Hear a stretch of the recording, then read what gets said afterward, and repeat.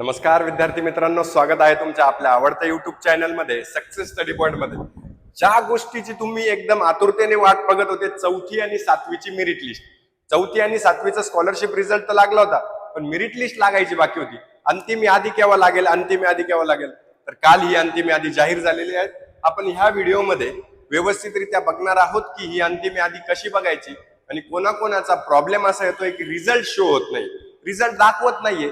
मग आपला नंबर लागलाय की नाही लागलाय, अंतिम यादीत आपण आलोय की नाही आलोय, या सर्व प्रश्नांचे उत्तर आपण या व्हिडिओमध्ये बघणार आहोत. त्या अगोदर जर चॅनलवर नवे असाल तर चॅनलला सबस्क्राईब करून घ्यायचं आहे आणि बेल आयकॉनला प्रेस करून घ्यायचं. आणि जर तुम्हाला रिझल्ट बघण्यात काही अडचण आली तर याच्यावर तुम्ही मेसेज करून तुम्हाला जी अडचण आहे ती सांगू शकतात आणि आमच्याशी कॉन्टॅक्ट मध्ये राहू शकतात. आता सर्वात अगोदर एकदम व्यवस्थितरित्या सांगतोय, व्हिडिओ शेवटपर्यंत बघायचा आहे. तुम्हाला करायचं काय, इथे टाकायचंय PUPPS, ही MSc ची वेबसाईट आहे. आता PUPPS काय आहेत, जे प्री प्रायमरी स्कॉलरशिप आहे त्याच्यासाठी आहे. आता बघा, PUPPS असं डॅशबोर्ड ओपन होईल. याच्यावर तुम्ही काय करायचं, क्लिक करायचंय. त्याच्यानंतर बघा, तुमचा जो स्कॉलरशिपचा रिझल्ट आहे तो व्यवस्थितरित्या घ्यायचा आहे. आता शिष्यवृत्ती परीक्षा 2026 याच्यावर तुम्ही क्लिक करायचं. आता हॉल तिकीट मध्ये चौथी व सातवी, कारण की आपण चौथी किंवा सातवीचा रिझल्ट बद्दल बोलतोय. आता त्याच्यानंतर अशा प्रकारचा डॅशबोर्ड ओपन झाल्यानंतर अंतिम निकाल इथं जिल्हानिहाय कट ऑफ जाहीर झालेला आहे. चौथीचा, सातवीचा, तालुकानिहाय, राज्य, सगळं काही इथे कळतंय तुम्हाला.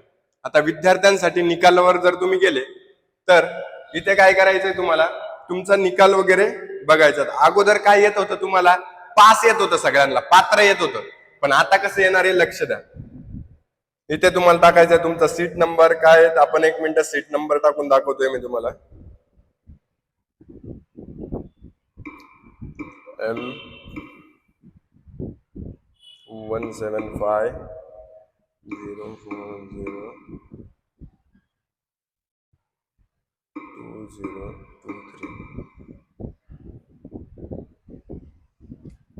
वरती हे टाकल्यावर खाली काय टाकायचंय, तुमच्या आईचं नाव टाकायचंय जे तुमच्या हॉल तिकीटवर आहे. आता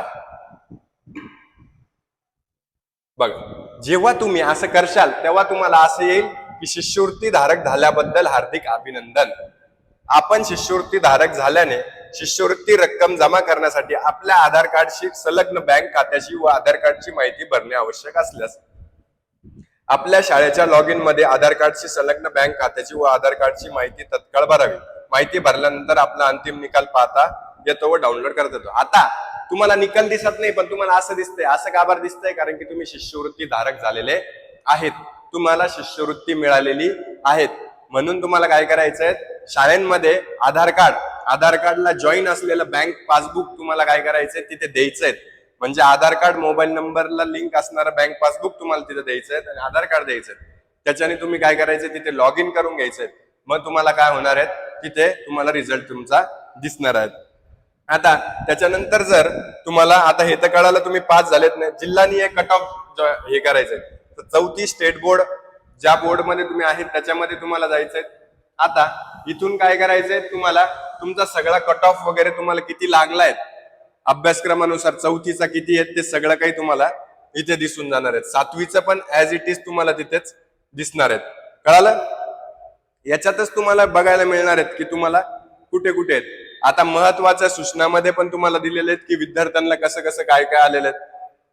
इथे तुम्हाला सगळी काही माहिती व्यवस्थितरित्या बघा. शिष्यवृत्ती परीक्षा 2000 चौथी व सातवी एप्रिल 2026 चा अंतिम निकाल व गुणवत्ता यादी प्रसिद्ध करण्यात आलेली आहे. म्हणजे याच्यावरून तुम्हाला काय कळणार आहे. आता त्याच्यानंतर तुम्हाला जर जिल्हानिहाय, तालुकानिहाय कट ऑफ बघायचा आहे तर कट ऑफ तुम्हाला इथे दिलेला आहे. कट ऑफ तुम्ही इथे बघू शकतात आणि निकाल तुम्ही इथे बघू शकतात. निकालचं तुम्हाला सांगितलंय, सबमिट केलं तर तुम्हाला व्यवस्थितरित्या निकाल आपला इथे येऊन जातो. आता तुम्हाला जर तालुका वाईज वगैरे जर मेरिट लिस्ट बघायचंय तर काय करायचंय, गुणवत्ता यादी, अशी गुणवत्ता यादी क्लिक करायचंय. चौथीची बघायची की सातवीची. आता आपण तालुका वाईज बघूयात, आमच्याच तालुक्याची बघूयात. तर स्टेट बोर्ड 4th स्टँडर्डचे तालुका वाईज स्टेट बोर्ड बघतोय आपण. आता याच्यानंतर इथे काय होईल, ओपन होऊन जाईल. तर आता तुम्हाला ज्या तालुक्याची बघायची, समजा छत्रपती संभाजीनगर आपला जिल्हा आहे, त्याच्यामधले वेगवेगळे तालुके वगैरे दिलेले आहेत. आता ही डिस्ट्रिक्टची ओपन झाली, तर डिस्ट्रिक्ट मध्ये आता लक्षात घ्या, छत्रपती संभाजीनगर आणि त्याच्यामधले तालुके, त्याच्यामधले आपला कन्नड तालुका, ही जर आपण सबमिट केली तर इथे काय येईल, आपला तालुका वाईज आपल्याला काय येणार आहेत, लिस्ट येणार आहेत. आता आपल्या याच्यात बघा, जनरल रुलर मध्ये पहिले आहेत नलावडे सनिका योगेश, मराठी मीडियम 87 मार्क. दुसरा चव्हाण ओवी प्रकाश, ही आहेत 86, ही आहेत चिकलठाणचे राहणार आहेत. त्याच्यानंतर तिसरे आहेत काळे तनुजा दत्तू, ही काय आहेत मराठी 86 मार्काचं. कारण कळालं, हे सगळं काय आहे तुम्हाला व्यवस्थितरित्या इथे लिस्ट दिलेली आहे. व्यवस्थित लिस्ट बघा, आणि काही अडचणी असल्या तर आमच्याशी संपर्क साधा. सर्वांनी व्यवस्थितरित्या काम करायचं आहे, आणि काही अडचणी असल्या तर आम्हाला नक्की कळवायच्या आहेत, आणि व्हिडिओ सर्वांना नक्की शेअर करा. थँक्यू.